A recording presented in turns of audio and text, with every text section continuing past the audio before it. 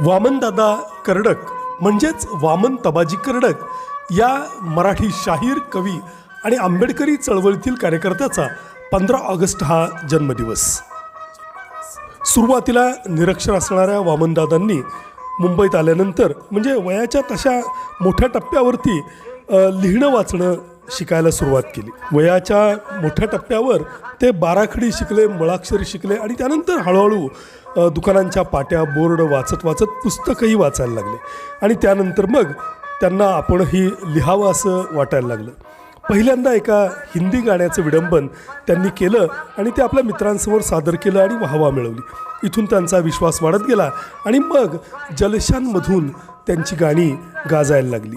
आपल्या लहानपणी रेडिओवर कायम वाजणारं आणि गाजलेलं गाणं ह्यो ह्यो ह्यो पाहुणा शकूचा मेहुणा त्यांचंच. त्याचप्रमाणे सांगा या वेडीला हे सांगते ऐकामधलं गाणं त्यांचंच.